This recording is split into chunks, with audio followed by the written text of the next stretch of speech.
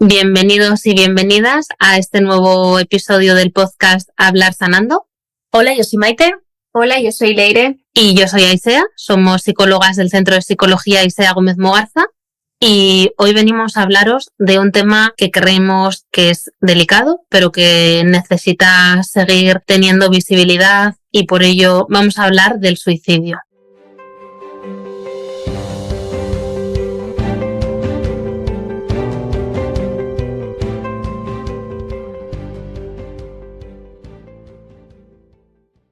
Bueno, hemos decidido este tema, hemos tenido algunas dudas que otras, ¿no?, sobre hablar sobre este tema, pero fue un poco también a raíz de hace unas semanas, pues las redes sociales se llenaron, ¿no?, del suicidio, porque era el Día de la Salud Mental.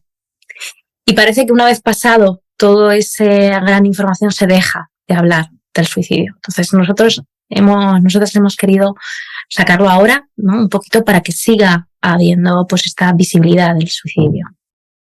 Así es. Entonces, si os parece bien, me parece importante que podamos empezar hablando de datos, porque al final creo que los datos son los que más información nos van a aportar y aunque algunos seguro que ya habéis escuchado, pero al final creo que es necesario que pongamos el foco en la alarma social que está suponiendo este fenómeno.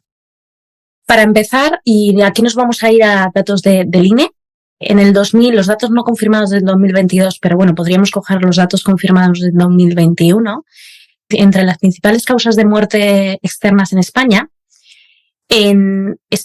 murieron por accidentes de tráfico en el 2021 1.599 personas y en el 2022 1.790. Y si nos vamos a cuántas personas murieron por suicidio, estamos hablando de 4.003 personas en el 2021 y en el 2022, datos sin confirmar, 4.097. O sea, es decir, es más del doble de personas que mueren por suicidio que por accidentes de tráfico. Esto además yo creo que para personas de cierta edad es muy llamativo, porque en los años 90 era la principal causa de muerte y además se hablaba muchísimo de las muertes por accidentes de tráfico. Y hoy pues parece que esta causa ha aumentado. Esto es en la población en general. Si nos vamos a los adultos jóvenes y cogemos el informe de sobrevaluación del suicidio en España en la población infantojuvenil, que lo realiza el Centro de Investigación Biomédica de la Red de Salud Mental y la Complutense de Madrid, los datos son un poco más esclarecedores si cabe. Y es que ha habido un aumento del 32% entre el 2019 y el 2021 en esta franja de edad. Pero cuidado, estos datos no se explican por la pandemia, porque hay muchas veces que damos por sentado que con la pandemia parece que ha aumentado los suicidios. Si nos vamos a los datos absolutos, esta tendencia viene aumentando desde el 2018. Es decir, en España murieron por suicidio 3.539 personas. Y 4.000, como hemos dicho antes, entre el 2021 y el 2022, más o menos. Es decir, solamente ha aumentado un 2,3% las causas de muerte por suicidio desde el 2018. Entonces, esto no se explica por la pandemia. Y luego, aparte, la tasa de mortalidad por suicidio en los jóvenes adultos, entre 24 y 29 años, en el 2021 fue de casi 6 personas por 100.000 habitantes. Es decir, es podríamos decir, la principal muerte de causa externa en esta franja de edad. Y ya con esto vamos a acabar con los datos. Si hablamos de sexo, en esta franja de edad, en los casos registrados, el 81,5% de estos suicidios en esta franja de edad, entre 24 y 29 años, fueron hombres. Entonces, ahí están los datos. Esto es realmente... Fijaros si la importancia que tiene a nivel de Estado los accidentes de tráfico, y son casi un tercio de las muertes. Imaginaros la importancia de Estado que tiene que coger el suicidio. Sí, podríamos pues aquí replantearnos, ¿no?, y reflexionar, pues por ejemplo, en este porcentaje tan grande, tan abismal, ¿no?, entre mujeres y hombres. Seguramente podamos encontrar diversas causas, ¿no? Yo creo que hay muchos factores que están influyendo, ¿no?, en que esto sea así. pero seguramente uno de ellos, y que sea muy importante, al final es la influencia sociocultural de la que venimos, ¿no? Donde, bueno, pues al hombre se le supone ciertas conductas, ciertos roles y a las mujeres otros. Quizás a los hombres les pueda costar más pedir ayuda por el hecho de, pues, el rechazo de la sociedad, ¿no? A que un hombre se muestre más vulnerable, que exprese su malestar, ¿no? Y quizás eso entre las mujeres esté mucho más aceptado, más asimilado, se permita más.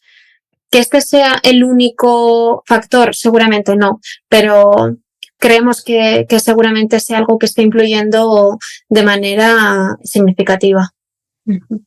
Sí, es importantísimo comentar todo esto, ¿no? Porque también yo creo que nos da como mayor conciencia, tanto individual como social, de, bueno, pues cuánta presencia tiene este tema.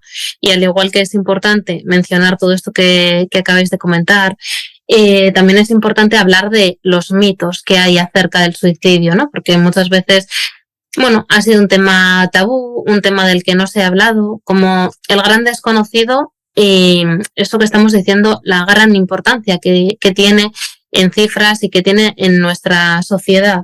Entonces, bueno, también una de las cosas que se escucha a veces o una de las cosas con las que quizás se justifica que no hablemos del suicidio o de este tipo de muertes es porque a veces, bueno, hay personas que pueden pensar que quizás se produce lo que se llama el efecto contagio, ¿no? Es decir, hay veces que hemos podido escuchar, si hablar de suicidio provoca más muertes por este tema. Entonces, bueno, también queremos hablaros un poquito de estos mitos. Por ejemplo, en cuanto a este primero que mencionaba, si hablar del suicidio fomenta más suicidios, tenemos claro que no es así para nada. Lo importante es cómo se habla del suicidio o cómo se trata este tema, ¿no? Porque es un tema, bueno, como muchos otros, es un tema delicado y es un tema que si lo hablamos desde dar información, desde la conciencia de, bueno, la importancia que está teniendo, ofrecer vías de apoyo, dar herramientas, bueno, desde ahí creo que es algo que incluso puede ser casi hasta un factor bastante protector. Ahora bien, sí que hay veces que se ha podido hablar del suicidio desde algo como más romantizado, ¿no? Como un acto de amor o de sacrificio. Por ejemplo, hay películas, pues como, no sé, me viene Romeo y Julieta a la cabeza, ¿no?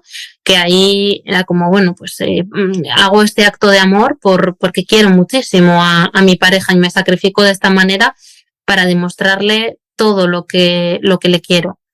Entonces creo que está claro que no fomenta el suicidio hablar de ello, pero que es importante cómo y desde dónde lo hacemos. Con fin de dar herramientas para que precisamente la persona pueda estar pensando en realizar este acto, no la vea como única salida, que es cuando se causa el suicidio, ¿no?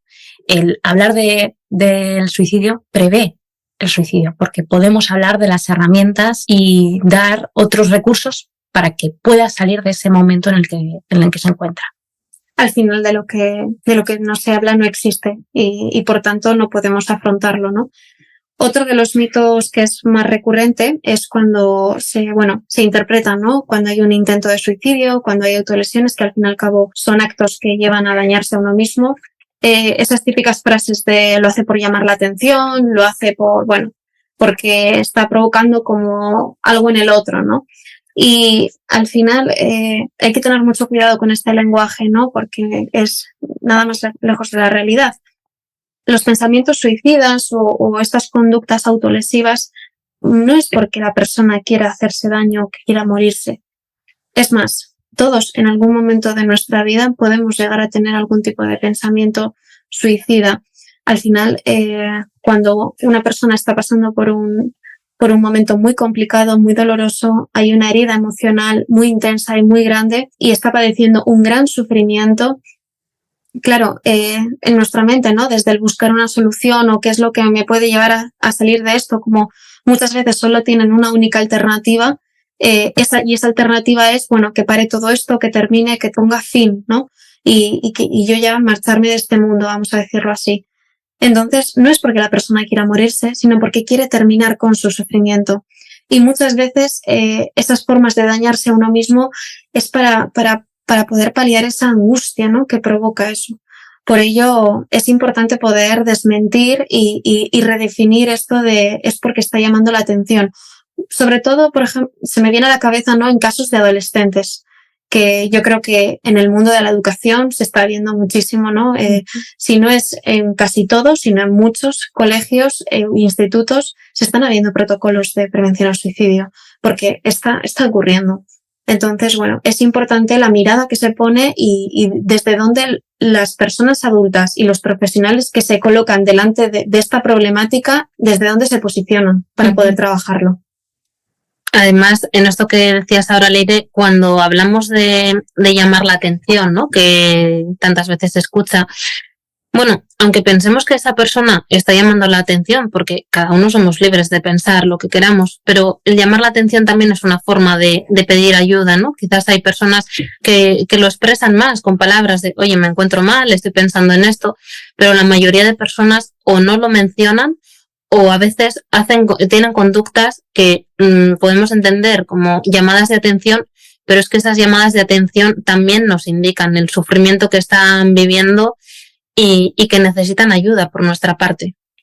Pues es algo positivo que llame la atención porque es una forma, está pidiendo ayuda, efectivamente. Entonces ya el suicidio no es la última alternativa o la única alternativa, que es cuando se finaliza, sino que si está llamando la atención, qué maravilloso, quitemos esa visión negativa y esa, sino qué maravilloso que está pidiendo ayuda.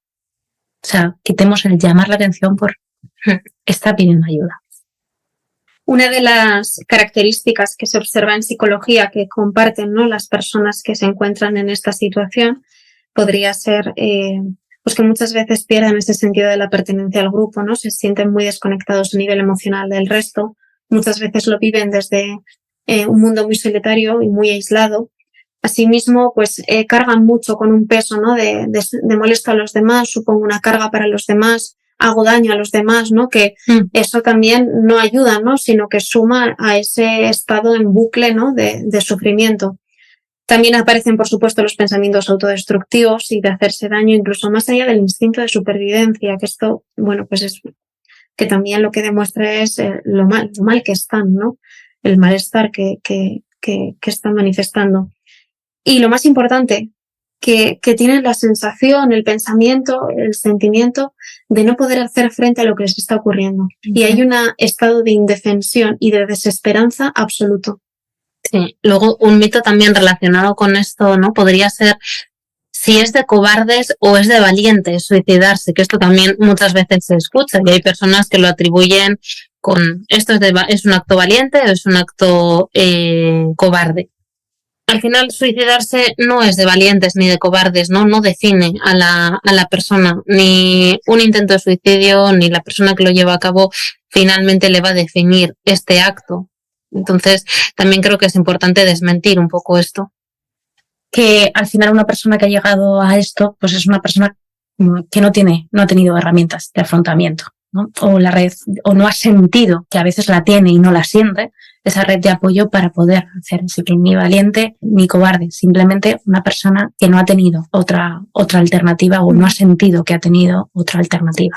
Y bien que también yo creo que con el tiempo estamos quitando este vocabulario, ¿no? Porque ocurre con el suicidio, pero creo que también ocurre con muchas otras enfermedades, ¿no? Se oye mucho esto de que ante una enfermedad hay o ganas o pierdes, ¿no? Y aquí en este caso también, y creo que poder quitarnos este vocabulario y esta forma de interpretar esta realidad, que aquí ni hay cobardes, ni hay valientes, ni hay ganadores, ni perdedores, y que esto es una problemática y por supuesto que se puede afrontar y se puede pedir ayuda, pero que muchas veces no atribuir toda esa carga a la persona, ¿no?, sobre lo que le está ocurriendo.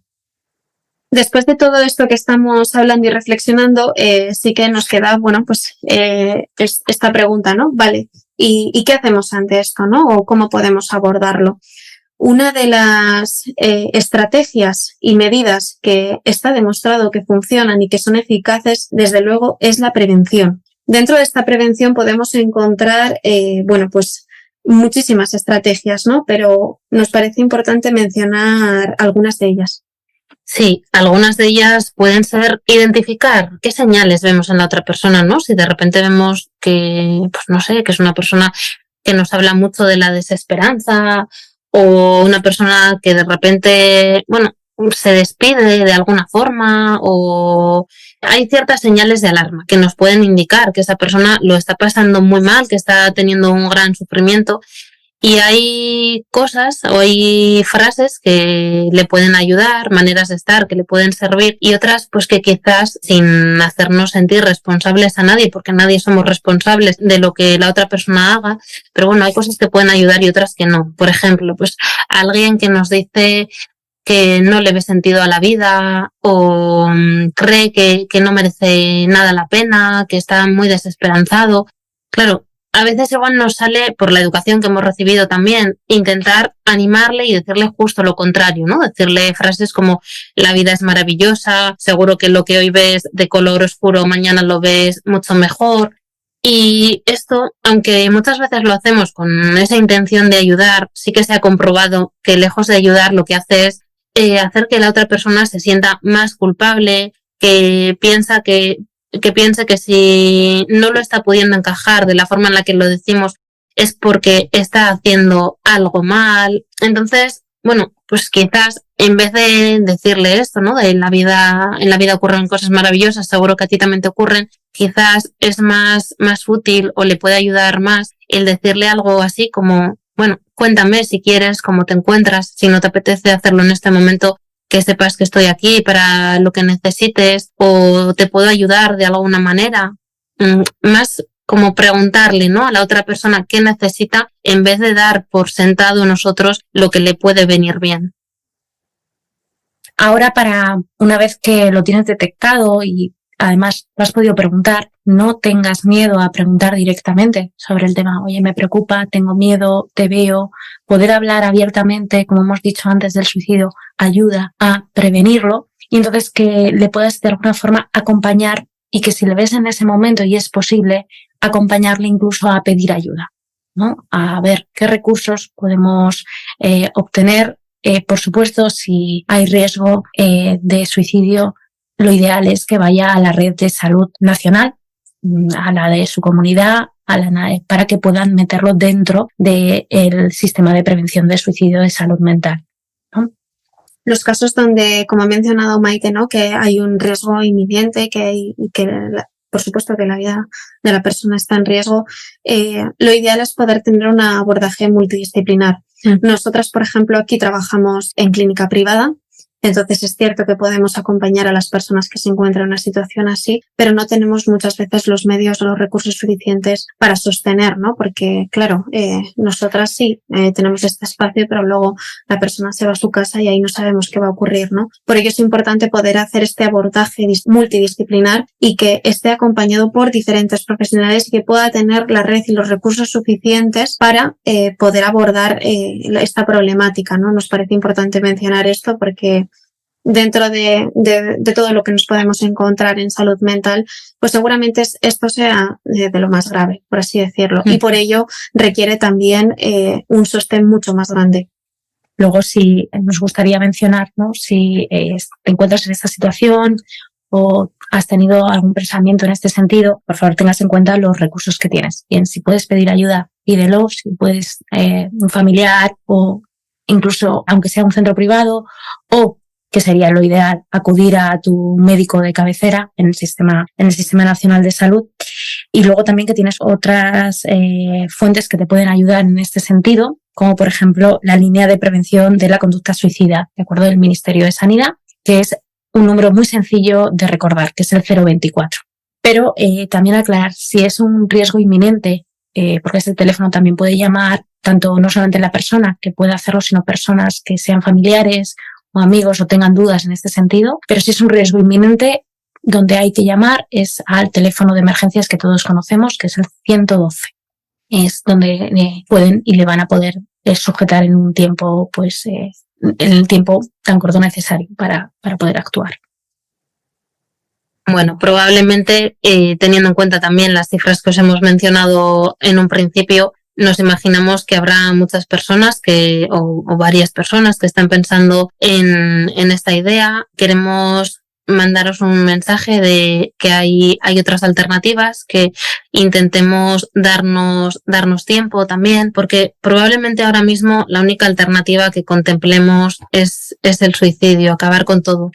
Pero quizás podemos intentar hacer otras cosas para ver cómo nos sentimos, ¿no? Pues acercarnos a lugares donde nos podemos sentir entendidos o entendidas, contar con alguien de nuestra red de apoyo. Seguramente haya personas que creamos que no nos van a entender. Sabemos que esas personas no son a las que tenemos que recurrir, pero también probablemente sí que haya alguna persona, aunque sea una, que nos puede ayudar de alguna manera el hablar con ella.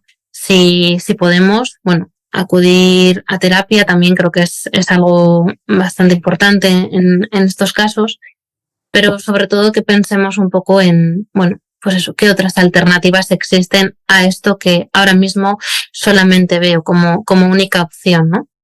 Y lo que sí que tenemos claro y tenemos comprobado es que existen otras alternativas al malestar, al sufrimiento. A veces no se ven en el momento o a corto plazo, quizás es difícil verlas.